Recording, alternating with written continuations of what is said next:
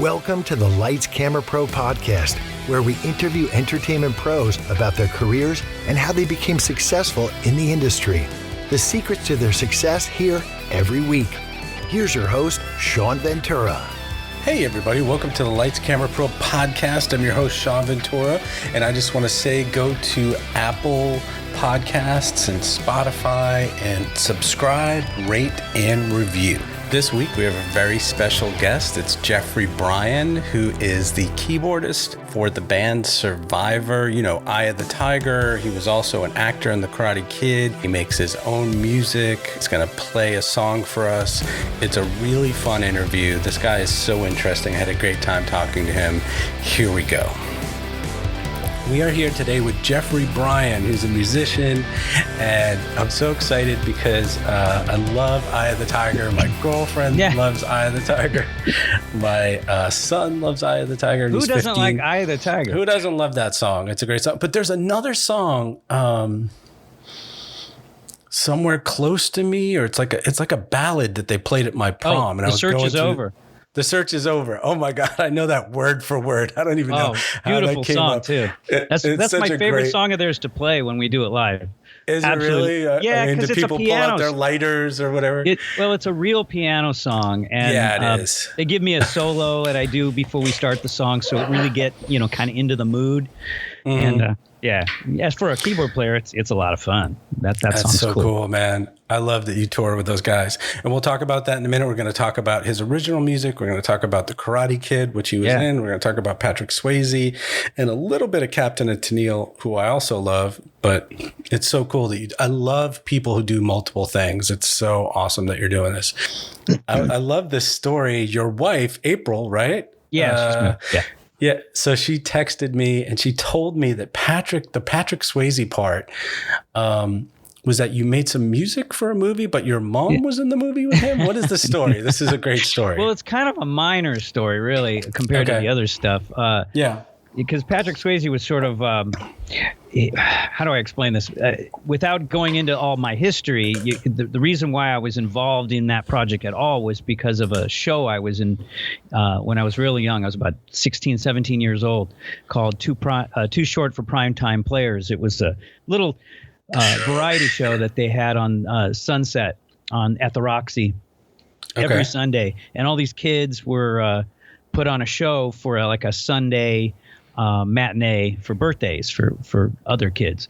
And the producer of the show, he was the road manager. Turns out he was one of the road managers or a manager for Seals and Crofts, and an old band from the 70s. And so he had a lot of industry connections, and he somehow managed to convince Patrick Swayze's mother to do a video to capitalize on Dirty Dancing at the time, called Swayze Dancing. It's a video. You can probably YouTube it. It's called Swayze Dancing. I'm not in the video, but I was being in the show at his other show. I was asked to. He didn't have money to license the music he probably wanted, and certainly Patrick wasn't going to give him the music. So I ended up scoring a lot of the bumpers and the music that was in the video. So my working with Patrick wasn't. I mean, I met him. We were on the set together. Obviously we talked. I met his wife. They were lovely people. But basically, I was the musician on the program. I mean, I basically was writing music for it. It was back in the 80s. They didn't have there wasn't this huge independent film industry. It was, if you wanted to make a movie, you pretty much had to release it on home video. And so a lot of these were like home video releases, and they were really cheesy with low budgets. Right. Crazy. It was crazy. It was kind of weird.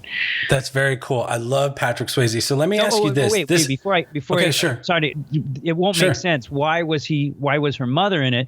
His mother was in it because she this is an important part of the story. She apparently had taught Patrick how to dance. She was a choreographer. And so that was the whole point. The whole point of the video was that she was it was supposed to be somewhat like, it was a loose story based around an instructional video on how she teaches. And whatever. But it was right. This is a strange question, but I completely believe in it, and I've seen it happen several times. So I saw Tom Waits on the street in San Francisco. Oh, yeah. I saw Clint Eastwood at the Cannes Film Festival. I saw Mel Gibson on the street in New York, and all of these celebrities have this thing in common, which I want you to comment on. Tell me if you think it's the same way, because you probably meet a lot of them, that they have this aura, they have this energy. And I was just walking down the street in San Francisco, and Tom Waits had his 3-year-old daughter on his shoulders, and he was coming up the street, and it was like literally like tumbleweeds coming up the street, and there was an energy, and I was like, what is that? That guy looks really familiar. And it was him. And as he walked by me, it was like he was larger than life. He's not a big guy, but he was larger than life. Right. And I just have that feeling. And it's not just celebrities, it might be a politician or something like that, but it's sometimes charisma. It's this charisma thing that they have. Have you experienced that? Have you seen that?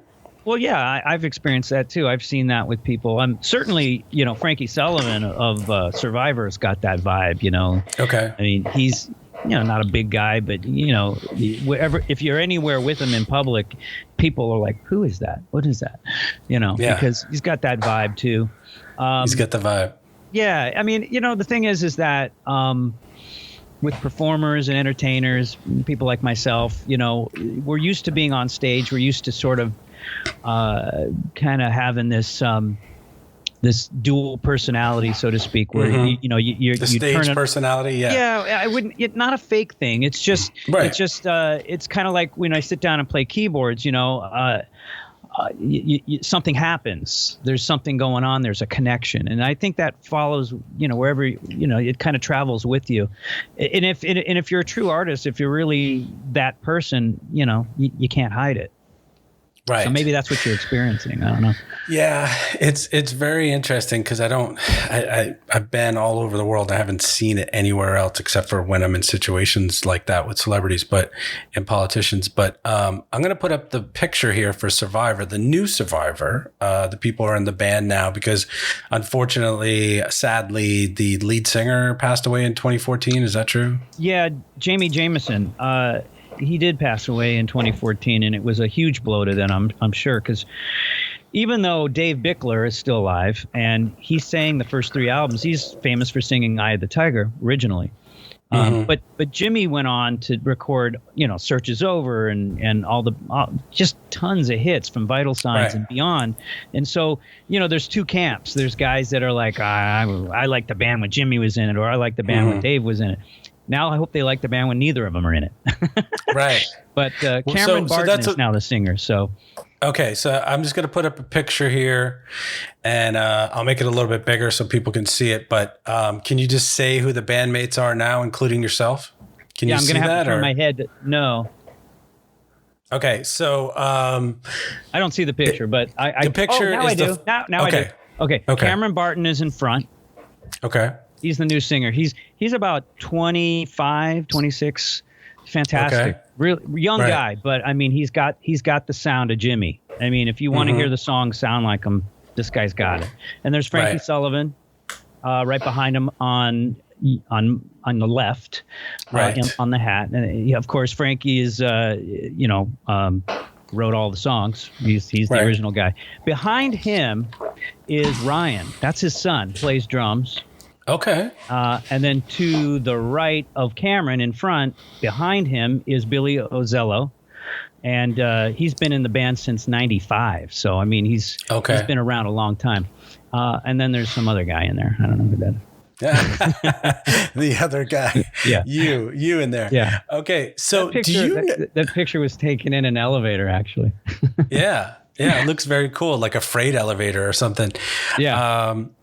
So I'm just going to leave this up for a second and ask you a question about Eye of the Tiger. I don't know if you know this story, but I saw the Rocky movies, loved the Rocky movies. Yeah. And I was thinking to myself when I saw Rocky 2, which is Eye of the Tiger, right? The second movie. I was thinking... No, Eye of the Tiger was Rocky 3. Oh, was it Rocky 3? Yeah. I remember being 16 or 20 or however old I was. And I remember thinking, okay, There's no way. They've had great songs in this movie. The next movie, they can't do it. They can't have another great song. There's no way. Yeah. I mean, do you know any story of how they worked with Stallone or the producers or the movie people, or if they just made it themselves and they picked it up because it was perfect for that movie? You're talking about Eye of the Tiger? Yeah, talking about Eye of the Tiger. Well, I mean, Jim Peterick, and for Survivor fans, they'll know who Jim Peterick. Jim Peterick was the original. Actually, he's the guy that put the band together. The first member he got was Frankie, and the two of them are kind of like, Lennon and McCartney kind of. They wrote all the songs, the whole thing. And so, Jim Peterick's got a book out, and he's got a few interviews that he's done. He tells the story about how the whole Stallone thing happened, from the perspective that it should be told, his. So I only know that story, and I urge your listeners to go check them out, and you'll learn all about that. But what's amazing to me is not so much the Eye of the Tiger. I mean, that's a fantastic song. A lot of people don't know that the original song that Stallone wanted to use was Another One Bites the Dust, which Queen wasn't willing to relinquish the licensing for that, and so they needed a song. So it became Eye of the Tiger. But in Rocky IV, it was Burning Heart, and they did it again with another huge, massive song. Survivor did Burning Heart for Rocky. So they had Rocky III and they had Rocky IV. Mm-hmm. And I don't know if you remember Burning Heart, but that was another big hit.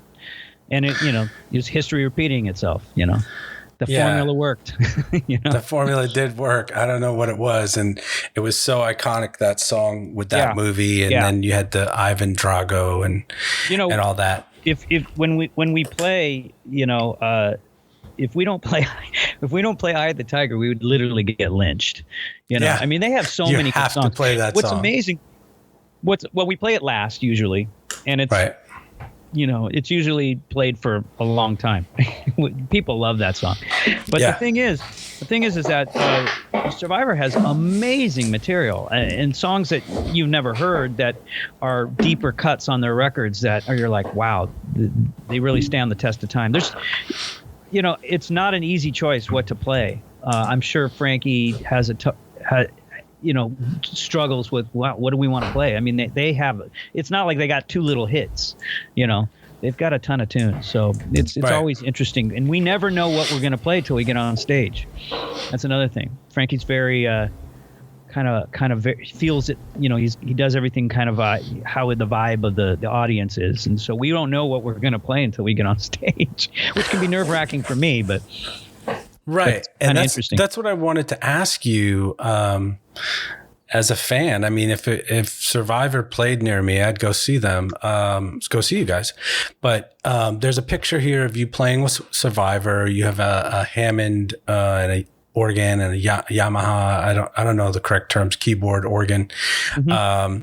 And you're playing. And my question to you is, when you play to these crowds, because I'm sure it's like big festivals and where there's a bunch of bands, or I don't know where you've played in Georgia. I'm in Atlanta. If you played Verizon Wireless or anything like that.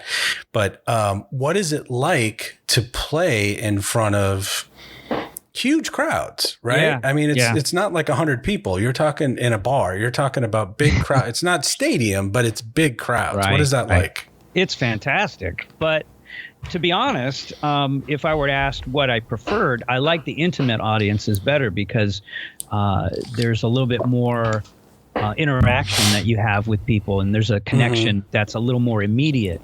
But the big shows are very exciting from just the perspective of, you hit one note and it, just goes out there, and there's energy that isn't just a metaphoric term. I mean, literally, there's a lot of energy to pump that music out to thousands of people, and so you feel it,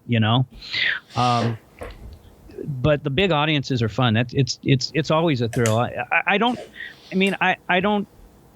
When I get on stage, whether it's a small stage or a big stage, it doesn't really make much difference how many people are in the audience after so many.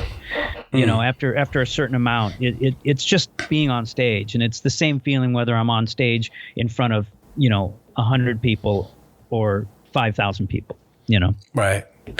And what is the road like? That's something, like, I was an actor for years. I made some short films. I'm a video editor by trade. I've worked at inside the NBA, TNT, and Major League Baseball.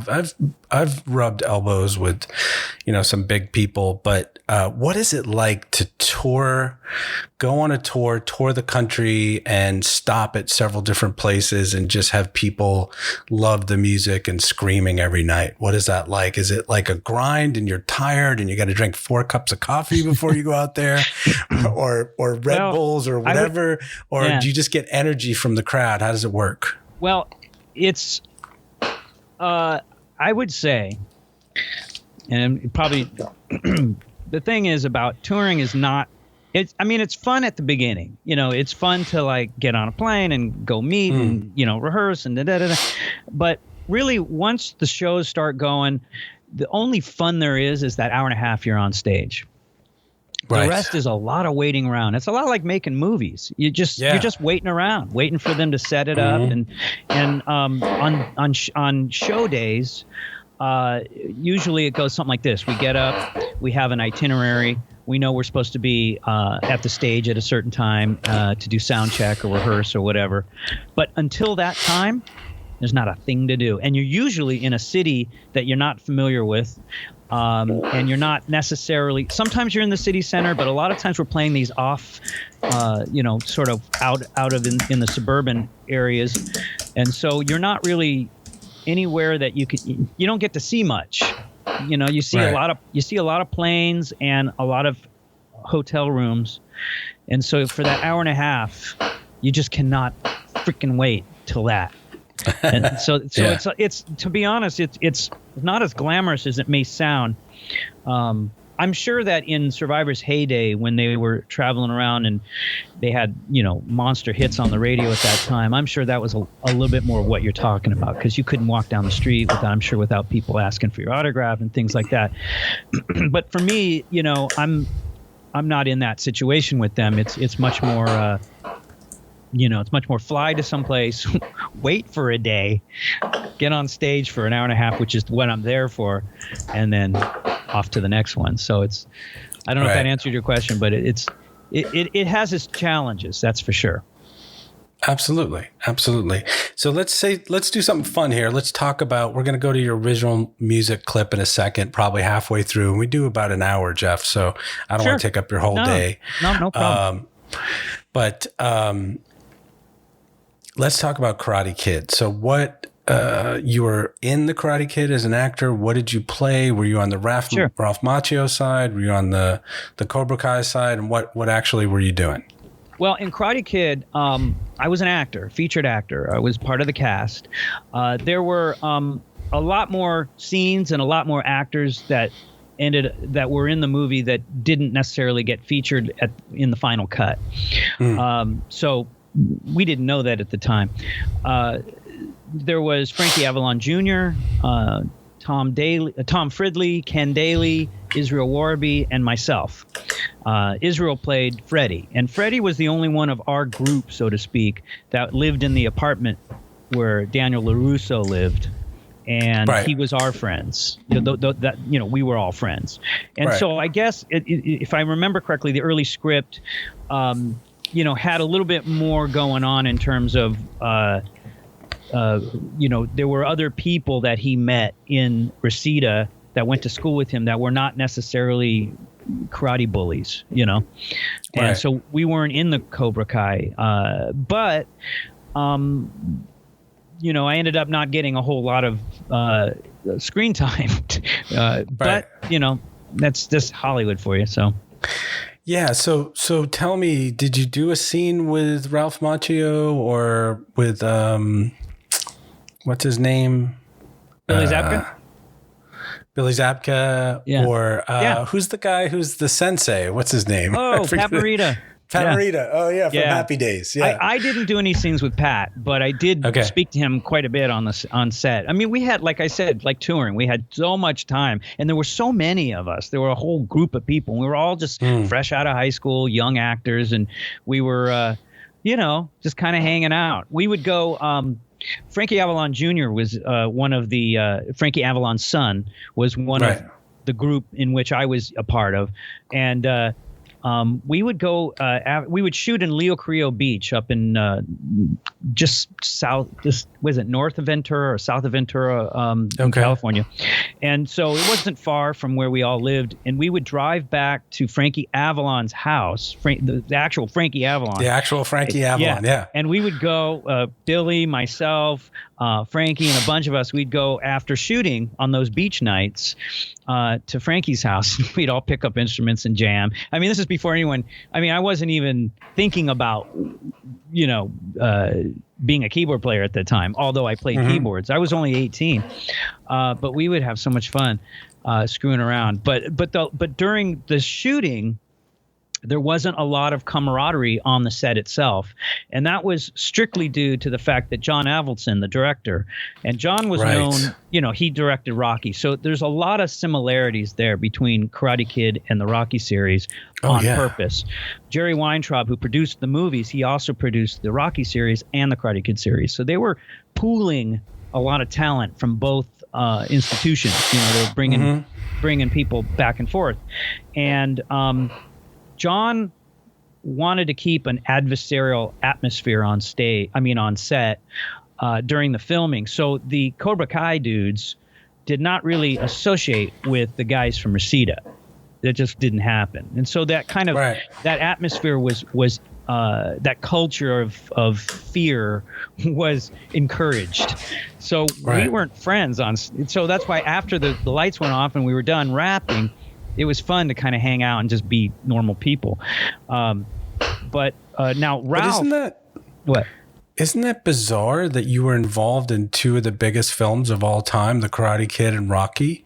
I mean, in some way. I wasn't involved in Rocky. I wasn't in that movie. But now you're playing with this band that was a huge part of the third movie. It is so ironic, and it gets weirder. Yeah. It gets weirder because the Moment of Truth, the song Moment of Truth, is the theme song for Karate Kid and Survivor.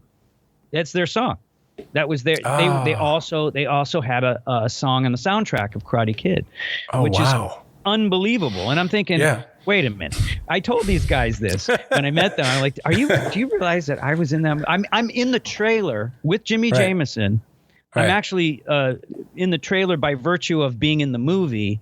In their, not just the trailer, but the music video for Moment of Truth. Long before I ever met these people, I didn't know, I didn't know Survivor when I was 18. And then you meet him like 20 years later, and you're playing tours with him. It's crazy. It's crazy. I know. So I asked them. We do Eye of the Tiger, of course, and Burning Heart. Are we going to do Moment of Truth, all the movie songs? Yeah. And they're like, no, we're not doing Moment of Truth. And I'm like, why? And the funny story is they said, we're not doing it, and don't ask again. The reason being is they didn't write that song. It was written by Bill Conti and Peter Beckett of Player. Remember the band Player, Baby Come Back? Yeah. Yeah, exactly. Those two guys. Bill Conti was the guy that scored Rocky. So he was also doing the background music for Karate name sounds familiar, Kid. So they used him. He had these lyrics and he wanted music on it, and I guess him and Peter put it together. And I guess because Scotti Brothers was involved with the record company, Scotti Brothers, which is Survivors, and they had Survivors record company, but at the same time they also had so much success with the Rocky series, and they were using John Avildsen and all the people from that. They wanted the same formula, to be successful for Karate Kid. It loosely is sort of a Rocky story for kids, just That's based on exactly martial arts. And so they were kind of obligated and kind of forced to do the song, and it's not really, they don't even have it on an album. They have it on a compilation album, but it was never included on any of the 9 or 10 Survivor records that were released. Oddly enough, that's just wasn't, they didn't write it, and they just did it as an obligation to their record company, I guess. But what a great opportunity. Okay, well, let's give you a little break from speaking. We want to hear your original music. And I was a little worried before because sometimes you had gone into some bands singing some band songs like Culture Club. This one doesn't have anything like that in it, correct? Oh, no. On my site, I like to put up my versions of some songs that I like. They're great songs too. I listened to a bunch of them. But I understand that those are probably. But I also I'm a songwriter. I've been writing forever, and right.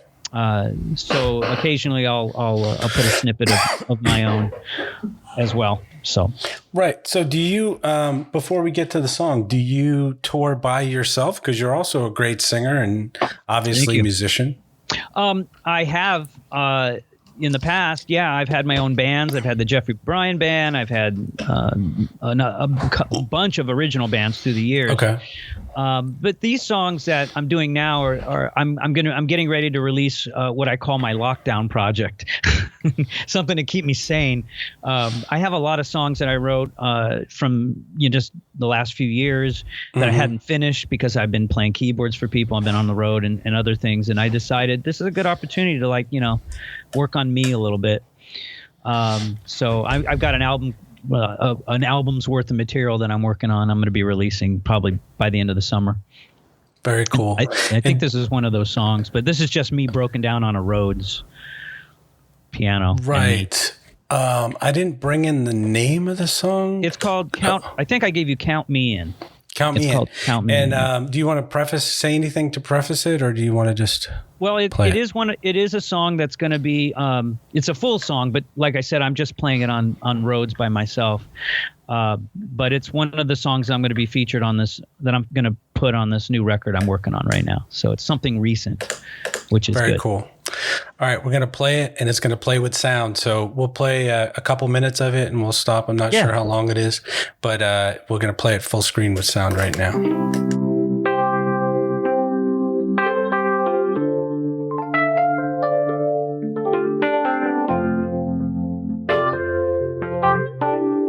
Everyone, thanks for joining us tonight once again live from Los Angeles with keyboard player, singer-songwriter, and composer Jeffrey Bryan. And tonight's piece is called Count Me In. Take a listen and enjoy. Too much time sitting on my hands. I wonder how the rest of the world can. It seems like I'm the only one that's trying.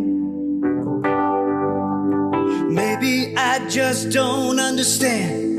All my dreams just sink in the sand. Am I always gonna be marking time?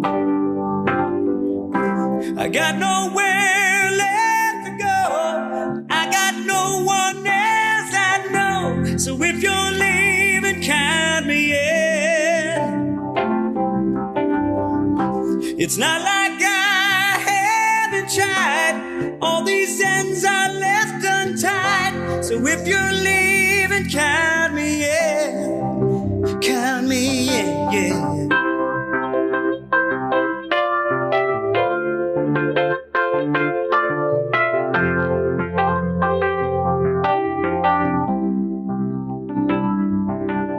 The world just seemed to stop on a dime. Being here is a waste of time.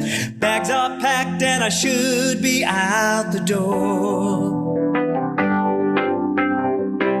I got nowhere left to go. All but mine left unknown. So if you're leaving, count me in.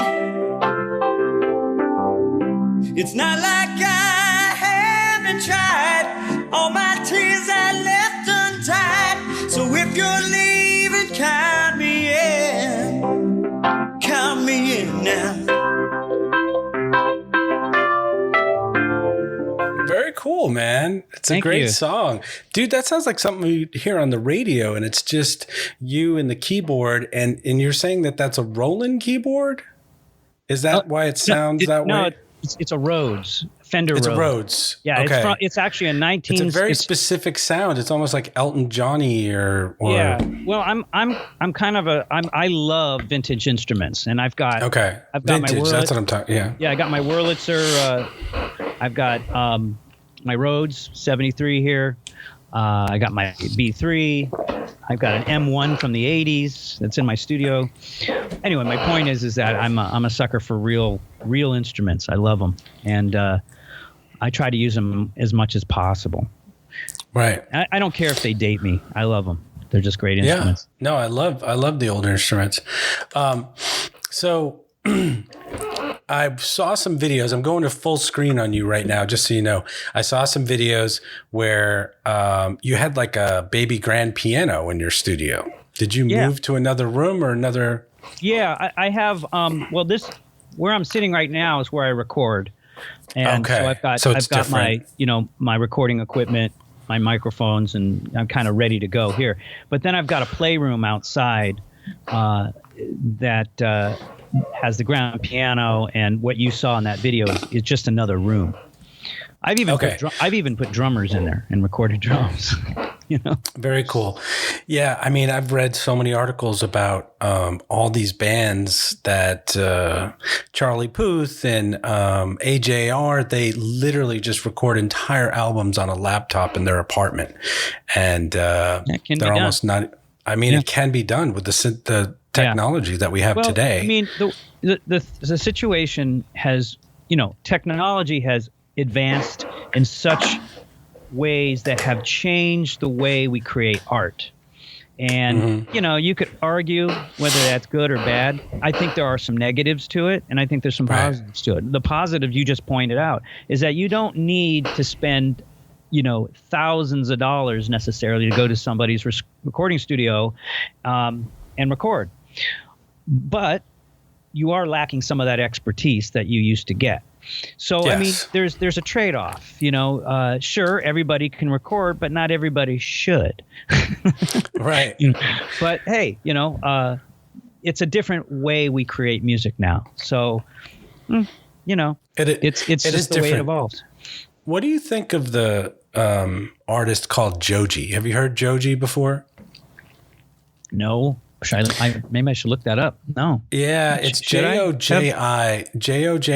He's that sounds familiar. He came up with the Harlem Shake. He's a young Asian guy, and he does everything on his laptop. And his my kids love him, and they kind of got me into him. And it's very ephemeral and ethereal and ghost-like, and it's just he has completely his own sound. A lot of synthesizer. Oh yeah, probably some drum machines in there. He does everything on his computer and Logic Pro or whatever it is. And I just love it. And I'm like, why do I love this? And I don't know why. I just absolutely love it. I'll check it out. It's very, very cool. Yeah. Yeah, I don't think he wants to perform, but it's very cool music. My focus is always, I mean, I grew up in a little bit different era, where learning how to play an instrument was kind of the primary thing. Excuse me. Nowadays, if you want to record a song or want to write a song or create something and you don't play the instrument, you don't have to. We've got technology that'll help you with that. And so, what ultimately happens is that the creation process is different. But back before some of this technology is that you had to focus. If you couldn't play accurately to record, you were wasting time and probably money too. It just wasn't going to happen. You couldn't be as expressive as you could be had you been able to play the instrument. So the focus was on, when you were young, kids were, sat down at pianos and guitars and learned that craft. Now, I'm not saying that there isn't a craft out there anymore, but people are less concerned about that. Yeah. And people are buying beats from people and buying choruses and melodies. Yeah. I mean, I don't know. Some of it's uncomfortable. I mean, some of it feels a little fakey to me. But at the end of the day, we are in a music business. And if people are entertained by it and they like what they're listening to, who's to say, what's good and what's bad. I just think that the approach has created a world of creators and not necessarily musicians. Yeah. That's sort of a tactful way of putting it. Yes, I absolutely agree. Jimmy Iovine Iovine, however you say his name. Iovine? Yeah. Iovine, he was in a documentary on HBO with Dr. Dre because they created beats for Apple. But he was talking about how he worked on Bruce Springsteen's Born to Run and how they spent 8 days trying to figure out a cymbal hit. In the studio to get the perfect cymbal, right? And he was like, "What are you guys doing? We've been here 8 days straight working on this." And they're like, "It has to be perfect. It has to be what it has to be, and it takes as long as it takes." Well, with the amount of technology that's available at your fingertips now, with all the plugins and the virtual instruments that you can download and use, you could go down a rabbit hole like nobody else. I mean, it's amazing. Right. You could just get really, granular with things and get nuts. At some point, you got to have some discipline and say, this is where I got to go. Okay, and that brings us right into one of the bands that I loved, Captain and Tennille. What did you do with Captain and Tennille? You worked with someone in the band on something? Yeah, I didn't do anything with Captain and Tennille. Okay. But I did know Daryl Dragon, who passed away a few years ago, about a year and a half ago. Daryl Dragon. Is he the captain? Yeah, he was the captain. Okay. So there was Toni Tennille, his wife, right, and then the captain. That what a lot of people don't know, and this is another cool connection to Survivor, is that Daryl Dragon owned a recording studio in Chatsworth back in the 80s. It was called Rumbo Recorders. And Rumbo was sort of this off the beaten track. It wasn't in Hollywood. It was, bands, only bands that knew about it were, bands that specifically wanted to go away from the Hollywood scene to record. And you had people like David Bowie and Tom Petty and, just everybody recorded there. So did Survivor. And during the years that I knew Daryl from a band I was in called The Reach. It was an original band that I was part of. And the guitar player, Patrick Boland, was in Pure Prairie League and toured with Kenny Rogers. And so he knew a lot of people. And one of the people that he knew was Daryl. And Daryl allowed us to come in and record our demos for free. I mean, he was just the nicest guy. Wow. And we came in and we got to use Studio B to record. And it's funny because during that period, they were recording, I think, the Eye of the Tiger record. Or no, it was Vital Signs. Sorry, it was already 83. So it was it was 8. Well, I was there in 86. So it was way after Karate Kid, way after Rocky 3. So it must have been Vital Signs. Anyway, they were recording it. Now I didn't meet them, but who knows? I could have been walking in the door one day and they could have been walking out the next day. Right. They're in the building. Yeah. Now, another interesting thing is Daryl Dragon was a phenomenal keyboard player, one of my favorite keyboard players. Okay. And he played on many of the early Survivor tracks, which I didn't even know. Poor Man's Son. There's a song called Poor Man's Son by Survivor. And it was recorded, I think, on their first record. And it was the song that Stallone heard that he liked of the band and said he should write, The Eye of the Tiger. And it turns out that little part, there was a little part. I don't know if you hear can you hear that? Mm-hmm. That little part was played on a Wurlitzer, and Daryl Dragon played that. I mean, it was one of the things that he had played. Little pieces. So I just found that kind of interesting. It's like as my journey continued with Survivor, I learned all these little things about they love to talk about the history, and there's so much, 40 years. And during that history, there's lots of little like weird connections where I was sort of just, a few degrees away from them and never knew them, Yes. So close. Maybe that's not so unusual being in the music business, but I find it fascinating. I don't know. Well, I think it's the 6 degrees of Jeffrey Bryan. Instead of Kevin Bacon, you mean? It's like you're connected to all the Survivor, Rocky, Karate Kid, John Alvinson. I know. Okay, so let's wrap it up. I usually do this thing at the end about advice and advice you would give to young musicians out there. How do they get started? How do they get their demo done? You know, did you start playing when you were 6, piano, all that kind of stuff? But I will ask you, and you could say no, if there's anything you want to play that isn't popular music, because Facebook and YouTube will shut us off. But if you want to play something of yours right there, a little bit of one of your songs, or if you want to just go on to advice. No, I'll just throw out some advice real quick, because I got to reset the mic and all that crap. Okay, no worries.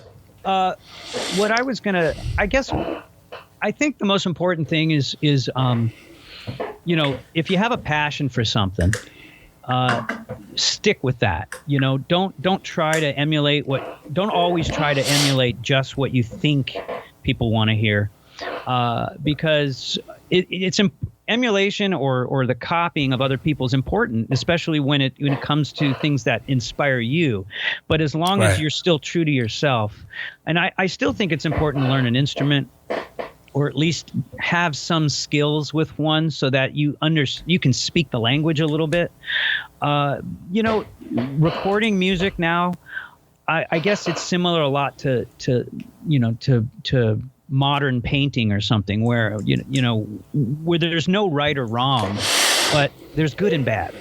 And so I think the important thing is to just really immerse yourself in what it is you really like, and then allow yourself the opportunity to explore that, and not feel like it has to be a certain way. Otherwise, you'll end up sounding a little bit too much like somebody else, or it just won't sound honest, you know. But have you ever done that? I've written some screenplays and some plays, and I have found in them sometimes I'll go back over a scene, I'll be like, oh my God, I think I just ripped off Manhattan. I just ripped off, you know what I mean? I just took a line from Rocky or something, like, cause it's in your head, right? Have you ever found that in a song where you're like, oh man, I think I just used a line from somebody's song. I mean, in the in the Western world, we only have 12 notes. There's only so many chords, and there's so many combinations, you know. After a while, they're done. I mean, I think every song that could have ever been written in terms of how to put song chords together have been done already. That's not where the creative part is. The creative part is, how do you make it unique to what you have to say, or to who you are? And that's where what my advice was talking about. It was so much about, if you need to know a little bit more about yourself, so that you use those chords and those similar chord progressions or the same lines, and they sort of come, you're a vehicle to have them come through you in a new way. Right. So, but it's not unusual, especially since there's so much. I mean, we're creating in the world right now. We are creating more as a species with the internet. We're creating more art than it's ever been created. Because people can be creative now in ways that they didn't know they could be in the past, and obvious with the internet, and you have an immediate audience if you promote it right. So people are exploring that creative that creative part of their personality. And the more you know about it, the more you understand who you are, the more those two chord changes that have already been played a million times are going to sound unique. So, that's not something you can learn. It's something you have to sort of grow into. Right. I think. Very cool. Very cool, Jeffrey. It is just awesome to talk to you about these things. I mean, Star Wars and Rocky and Karate Kid are all the same story, right? I know, mean, it's hero, Avengers. It's all the same story and just told in different ways. Yeah. But it's very cool that you were involved in all these different things. And I wish you the best of luck. And if you can tell people where they can go to find your original music and someday see you touring. Yeah. Well, the best place is jeffreybryanmusic.com. JEFFREY music, MUSIC.com. All my media links are there, social media links. The website's got sort of, just a mishmash of everything. It's got videos of me playing songs that I didn't write and songs I did write, some of my TV stuff, and you can IMDb is another place you can find me. So there's I'm easy to find. basically. Very cool. So this right now is going to Facebook. It will go to YouTube, Twitch, Twitter, LinkedIn, if you want to check out those places. If you want to share them anywhere on your social media, that would be great. And then in about 4 to 8 weeks, it will be an audio podcast, and I will message you and let you know when that is up, so you can look at that too or listen to it. Yeah. Well, thank you, Sean. I really enjoyed speaking with you this morning. Yeah, it's been very cool. I enjoyed it, and you take care, and I will definitely come see Survivor sometime, or maybe even you when you're in Georgia. Well, we play the Midwest primarily because they're so well known in the Midwest. They're from Chicago. I don't know if you know that. Oh, is that what it is? No, they're based out of Chicago. So, I mean, we're playing the Midwest, the South, that whole swath of the middle of the country. We're there all the time. I don't know when we'll be in Atlanta, but hopefully I'd like to be anywhere soon. I don't know. To be honest. My girlfriend and I might have to take a road trip. We'll see. All right. And your wife has been great. Your wife, April. Thank you so much, April, for helping out with this. We've been going back and forth, and it was great having her help with this and getting it all organized to talk to you, because you've done so much stuff. Thanks, Jeffrey. You have a great day, and you take care, man. Thank you, Sean. Thank you. You too. Thank you. Bye-bye. Bye-bye. Thanks for listening to the Lights Camera Pro podcast, where entertainment pros talk about how they made their dream into a career. Go to Apple Podcasts and Spotify and subscribe, rate, and review. Thanks to Bob Juergens for the Rockin' VO and Joseph McDade for the music. We're not going to say what's coming up next week because it's changing so rapidly. Thanks for listening to the podcast.